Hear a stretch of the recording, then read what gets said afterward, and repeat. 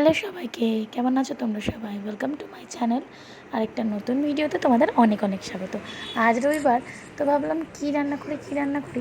এই যে ঘরে কটা সয়াবিন ছিল, সয়াবিনগুলোকে ভিজিয়ে দিয়েছি। আর রেগুলার কোনো কিছু মশলা এখানে আমি দিয়ে রেখেছি।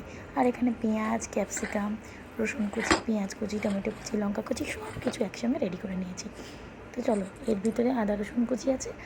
আর এখানে একটু ময়দা দিয়ে নিয়েছি, দিতে হতো একটু কর্নফ্লাওয়ার, কিন্তু সেটা তো নেই, সেই জন্য ময়দায় দিয়েছি।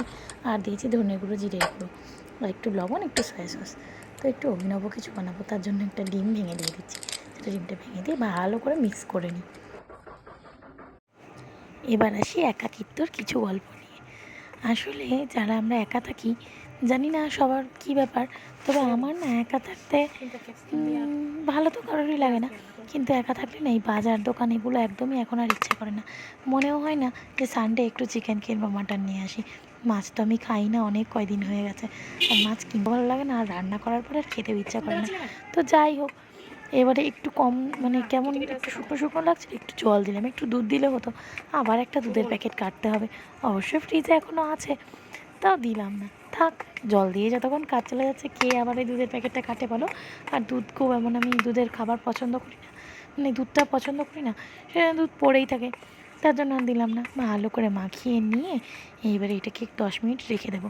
ততক্ষণ চলো দেখে নিই পরের কাজ। ভাতটাও এখানে ফুটে গেছে, তো ভাতটা তখন চাপিয়ে দিয়েছিলাম 10 মিনিট রেস্ট হতে হতে। আর এখানে পাশের গ্যাসে কড়াইটা চাপানো আছে। একটা ব্রাউন ব্রেডের প্যাকেট ছিল, প্যাকেটটা আমার মনেও নেই যে ফ্রিজে তুলবো, পুরো একদম পিঁপড়ে লেগে গেছিলো। কী করব, সামান্য সামান্যই লেগেছিলো অবশ্য। সেই জন্য আমি কড়াইয়ে একটুখানি হালকা একটু কড়াইটা গরম করে ব্রেডগুলো দিয়ে রেখেছিলাম। তখন গ্যাসটা মোছাই ছিল। এ মা, ভাজতে গিয়ে দেখছি সয়াবিনগুলো ভাজবো, এখন দেখছি যে তেল নেই এর ভিতরে। তো চলো, তেলটা এবার বড়ো শিশির থেকে ছোটো শিশিতে আবার রিফিল করে নিই।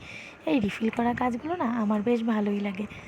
তো চলো, এবারে এই হোয়াইট অয়েলটা রিফিল করে নিই। আগে তো খেতাম রাইস ব্র্যান্ড অয়েল খেতাম, তো এবারে ইদানিং কী হয়েছে, ফ্রিডামের তেলটা আমরা তেলেঙ্গানায় থাকতেও খেতাম, আর এত লাইট, সানফ্লাওয়ার অয়েল অবশ্যই এটা। তো এখন না আমি অ্যামাজন থেকে ওটাই অর্ডার করে নিই। আমি তো গ্রসারির আইটেম অনলাইনে নিই, তো ফ্লিপকার্ট থেকে কিছুটা নিয়ে নিই, আর অ্যামাজন থেকে এই তেলটা। তো চলো, কথা বলতে বলতে এই তেলটা আমার রিফিলও করা হয়ে গেলো। এবার গাটাকে ভালো করে মুছে নিই, নাহলে কাছে শিশি তো, হাত থেকে স্লিপ করার ভয় আছে। ওদিকে আবার কড়াইটা খুব বেশি তেতে গেল, এবার মনে হয় তেলটা দেওয়ার সাথে সাথে কড়াইটায় পুড়ে যাবে। আসলে আমার বাড়িটা রাস্তার ধারে হয়, কথা বলার একটুও সুযোগ হয় না। যখন ভয়েস ওভার দিতে গেলেও দেখি গাড়ি যায়, না কেউ কথা বলে, না হয় রাস্তা দিয়ে কেউ যায়। যেমন এখন পাড়ায় কেউ হয়তো একজন মারা গেছিলো, তার বাড়িতে কীর্তন হচ্ছে। যাই হোক, দেখো কড়াইটা একটু বেশিই পুড়ে গেল মনে হচ্ছে। তেলটা দিয়েই টপ করে সয়াবিনগুলো ভাজতে আরম্ভ করতে হবে। তেল আমার দেওয়া হয়ে গেছে, বেশি তেল দেবো না যদিও আমি, কারণ ওই যে পোড়া তেলগুলো থাকে না, সেগুলোতে আমার তরকারি বলো কি ভাজাভুজি বলো নেক্সট টাইম ইউজ করতে আর ভালো লাগে না। তো একটা একটা করে সয়াবিন এখানে দেবো, সবগুলো একসঙ্গে দিলে না কেমন একটা দলা পেকে যাবে না কি জানি না। আসলে আমার এই রেসিপিটা না ইনস্টাগ্রামে দেখেছিলাম, এটা ছিল সয়াবিন দো পেঁয়াজা। জানি না সেরকম হবে কি না, তো যাই হোক নিজের মতো নিজে একটু বানানোর চেষ্টা করি। এবারে একটা একটা করে সয়াবিনগুলো সব ভেজে ফেলছি।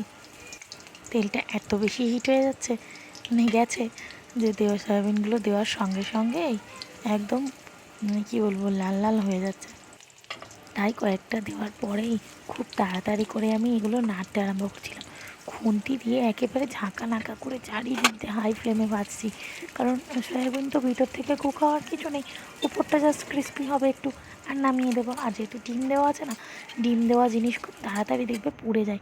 এই দেখো, আমি ভেজে তো কয়েকটা তুলে নিয়েছি, এরকমভাবেই সেম প্রসেসে সব দিয়ে দিচ্ছি। প্রথমবার তো বুঝতে পারিনি, দ্বিতীয়বার বুঝলাম যে এরকম খুন্তি দিয়ে আলাদা আলাদা করাই যায়, তাই জন্য সব একবারে দিয়ে দিয়েছিলাম, 2-3বারে। এবারে এইখান থেকে ভাজতে ভাজতে একটা সয়াবিনই আমি খেয়েই দেখি কেমন টেস্ট লাগছে। খেয়ে দেখলাম এগুলো না শুধু ডালের সাথেও খুব ভালো লাগবে।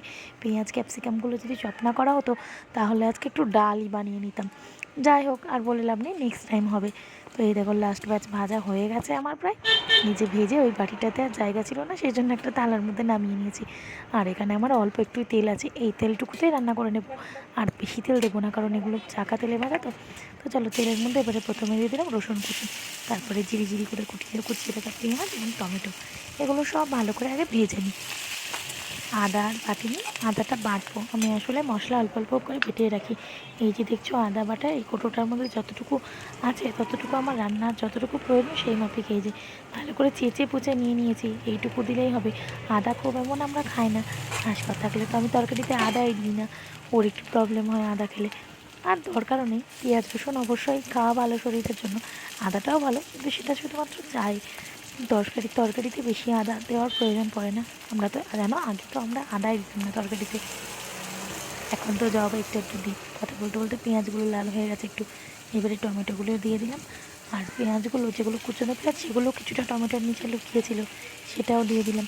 তাহলে এবারে ভালো করে ভেজে নেড়ে চেড়ে নিয়ে একটু টমেটো আর পেঁয়াজটা গলুক, তারপরে আবার বাকি মশলাগুলো দেবো। বাকি মশলা আর কি বলো, এই যে রেগুলার মশলাগুলো, একটু জিরে গুঁড়ো, ধনের গুঁড়ো আর একটু হলুদ গুঁড়ো। আমি কিন্তু একটা জিনিস ভেবে দেখো, আমি কিন্তু এখনও লবণ দিইনি, হ্যাঁ, কারণ সয়াবিনের ওই যে পকোড়াগুলো বানিয়ে রেখেছিলাম তাতে কিন্তু যথেষ্ট লবণ, আমার মনে হয় আমি দুবার দিয়ে ফেলেছি। এবার দেখো কথা বলতে বলতে সব ভাজা হয়ে গেছে। আর এখানে তো আমরা তো বাঙালি, কিচ্ছু ওয়েস্ট করা যাবে না। ওই জন্য কোটোটা ধুয়ে আদা বাটার যেটুকু জল ছিল সেটুকু জলও দিয়ে দিলাম। এই জলেই মশলাটা প্রায় কষানো হয়ে যাবে। ভালো মতো করে মশলাগুলো সব কষিয়ে নিয়েছি, এর কোনো কাঁচা গন্ধও নেই। এইবারে আমি যে সয়াবিনের যে পকোড়া সেগুলো দিয়ে দিলাম, একে একে পেঁয়াজ ক্যাপসিকাম যেগুলো আমি কিউব করে কেটে রেখেছিলাম না হচ্ছে, সেগুলোও দিয়ে দিয়েছি। সেগুলো দিয়ে খুব ভালো করে নেড়ে নেবো। আমি না প্রায় এটা হয়েই গেছে। এবারে ওই রান্নাটায় জল দিয়েছিল কিনা আমার মনে নেই, কিন্তু আমি তো খাবো দুপুরবেলা ভাত দিয়ে, বলো রাত্রে রুটি দিয়ে খাবো ঠিক আছে, তবে দুপুরবেলা যদি খেয়ে দিয়ে বেঁচে থাকে তবে রাত্রে রুটি দিয়ে খাবো। যাই হোক, এই দেখতে এবারে ভালো করে নেড়ে চেড়ে নিলাম। একটুখানি ক্রাঞ্চি ভাব থাকবে পেঁয়াজ ক্যাপসিকামের ভিতরে, পেঁয়াজটা যাতে একটুখানি গলে সেজন্য একটুখানি জল দিয়ে দিলাম। আর দেবো সবার লাস্টে একটু টমেটো কেচাপ। এই দেখো জলটা প্রায় শুকিয়ে গেছে, এবারে দিয়ে দিলাম টমেটো কেচাপ। এখানে আমি no onion no garlic tomato কেচাপটা ইউজ করেছিলাম, ওটাই ছিল। যাই হোক, জলটা পুরোপুরি শুকিয়ে গেছে। এবারে নামিয়ে আর লোভ সামলাতে পারলাম না, নিজের তরকারি নিজেই নাম করছি, কী আর করা যাবে, একা থাকি তা তো বটেই, করতে তো হবে। এবার সোজা একটা চামচে করে নিয়ে দুটো সয়াবিন, একটুখানি ক্যাপসিকাম, একটুখানি পেঁয়াজ ভালো করে ফুঁ দিয়ে মুখের মধ্যে দিলাম একবারে চালান করে। মুখের মধ্যে দিয়েও মনে হলো যেন আমি স্বর্গে চলে এসেছি, এত টেস্ট লাগছে কী আর বলবো। এবার এটাকে মাঝে মাঝে বানিয়ে খেতে হবে। শুধু নিরামিষের দিনে পেঁয়াজ আর রসুনটা বাদ দিয়ে আদা দিয়ে অবশ্যই খাওয়া যায়।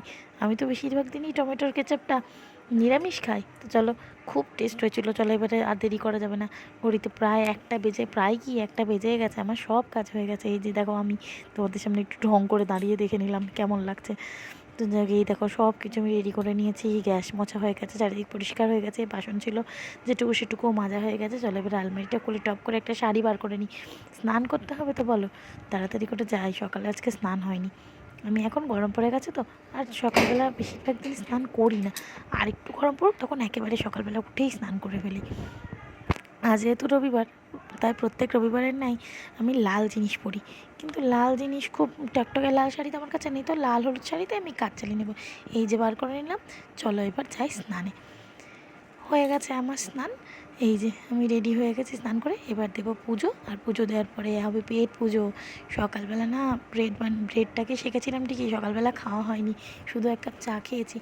এই যে দেখো আমার পুজো দেওয়া হয়ে গেছে, তোমরাও একটু ঠাকুরকে দর্শন করে নাও। তারপরে প্রসাদগুলো নামিয়ে নিয়ে এই যে আমি ভাত বেড়ে নিয়েছি,